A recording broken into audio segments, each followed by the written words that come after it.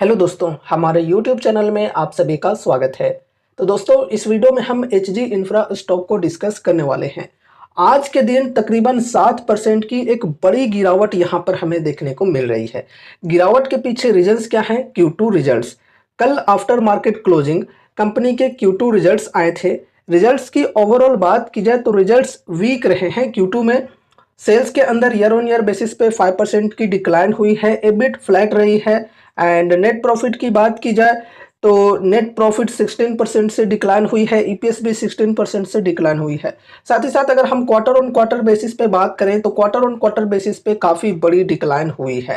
तो overall results की बात करें तो वीक रहे हैं इस बार के, और इस वजह से स्टॉक के अंदर आज हमें काफ़ी बड़ी सेलिंग देखने को मिल रही है। अब चलो थोड़ा सा स्टॉक के fundamentals, valuation, profit growth, sales growth, इन चीज़ों को भी समझते हैं। तो देखो, ये जो कंपनी है ये इंफ्रा सेक्टर से बिलोंग करने वाली एक स्मॉल कैप कंपनी है। High risky high rewarding type की कंपनी है। मार्केट कैप है 7,759 करोड़ की। स्टॉक पी 14.8 की, इंडस्ट्री पी 24.5 की। तो इंडस्ट्री पी के कंपैरिजन में स्टॉक की जो पी है ये कम है, बढ़िया है। पीएच रेशियो की बात करें तो 0.45 की है। तो ओवरऑल वैल्यूएशन की बात की जाए तो वैल्यूएशन स्टॉक की ठीक है फिलहाल। एंड फिर आरओसी एंड आरओई की बात करें तो 24.1% बढ़िया है। एंड फिर प्रोमोटर्स होल्डिंग 71.8%, प्लेस परसेंटेज 0 है, ठीक है। करेंट प्राइस 1191, 52 वीक हाई 1880 और लो है 805 की। बुक वैल्यू 413 रुपए की, डेप्ट है 2447 करोड़ की और डेप्ट टू इक्विटी 0.91 की। चलो ठीक है। फ्री कैश फ्लो माइनस में -344 crore. Dividend yield 0.12%, face value 10 रुपए की। ईपीएस है 82.2 रुपए की। ओवरऑल फंडामेंटल रेशियोज की बात की जाए तो ठीक है। वैल्यूएशन भी स्टॉक की ठीक है फिलहाल। एंड उसके बाद यहाँ पर हम प्रॉफिट एंड लॉस स्टेटमेंट को डिस्कस करते हैं। तो देखो, यहाँ पर सेल्स के अंदर पिछले कुछ सालों में बढ़िया कंसिस्टेंसी हमें देखने को मिली है। 3751 करोड़, 4622 करोड़, 5378 करोड़, फिर 5503 करोड़।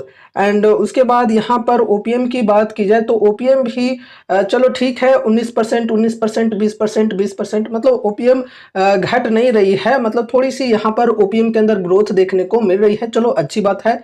अब यहाँ पर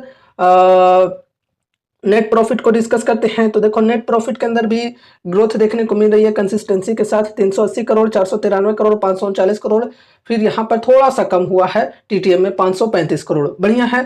अब यहाँ पर compounded sales growth and profit growth को डिस्कस करते हैं। तो देखो, 10 ईयर्स की डेटा अवेलेबल नहीं है। अगर हम पास्ट 5 ईयर्स की बात करें तो 22% की सेल्स ग्रोथ रही है। एंड पास्ट 3 ईयर्स में 27%। एंड उसके बाद यहाँ पर प्रॉफिट ग्रोथ के अंदर देखें तो 33% एंड 30%। टीटीएम में कुछ खास नहीं है, 9% और -4%, ठीक है। तो टीटीएम को अगर हम छोड़ दें तो बाकी जो डेटा है past 5 years and past 3 years की, यहाँ पर अच्छी परफॉर्मेंस हमें देखने को मिल रही है, ठीक है। अब यहाँ पर स्टॉक प्राइस सीएजीआर की बात करें तो यहाँ पर देख सकते हो ये भी बढ़िया है। पास्ट 5 ईयर्स में 40% के सीएजीआर से स्टॉक का प्राइस बढ़ा है। पास्ट 3 ईयर्स में 22% के सीएजीआर से, पास्ट 1 ईयर में 52% के सीएजीआर से। रिटर्न ऑन इक्विटी की बात करें तो ये भी बढ़िया है, 27%, 27% और 24%।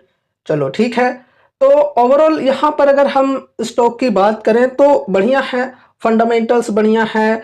Sales growth and profit growth के अंदर भी हमें कंसिस्टेंसी देखने को मिल रही है। लेकिन दोस्तों देखो, ये जो कंपनी है एक स्मॉल कैप कंपनी है, high risky high rewarding type की कंपनी है।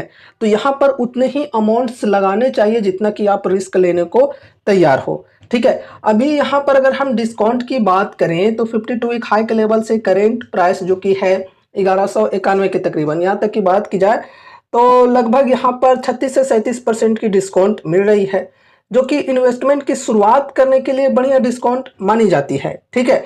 लेकिन अभी देखो रिजल्ट्स तो आए ही हैं, तो स्टॉक के अंदर में भी और भी गिरावटें हमें देखने को मिल सकती है कुछ। ये जो सपोर्ट की लेवल है 1105 की, 1100 भी मानकर चल सकते हो, तो इस सपोर्ट तक आने की चांसेज हैं। अगर आप इस सपोर्ट पर बाइंग करना चाहते हो तो अच्छी बात है, थोड़ा सा आपको वेट करना होगा पेशेंस के साथ, और इस लेवल पर आप अपनी एसआईपी शुरू कर सकते हो। एंड अगर हम अभी की बात करें तो अभी भी देखो डिस्काउंट बढ़िया मिल रही है, ओवरऑल 37% की।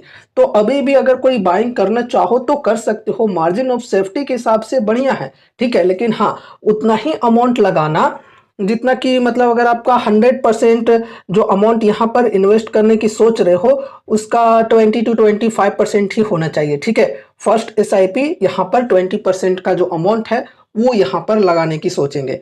एंड फिर अगर गिरावटें कंटिन्यू रहती हैं तो फिर हर 5 से 10% की डिप पर एड ऑन करके चल सकते हैं। लेकिन हाँ, ध्यान में रखना कि उतने ही अमाउंट्स लगाने चाहिए इस प्रकार के कंपनीज के अंदर जितना कि आप रिस्क लेने को तैयार हो।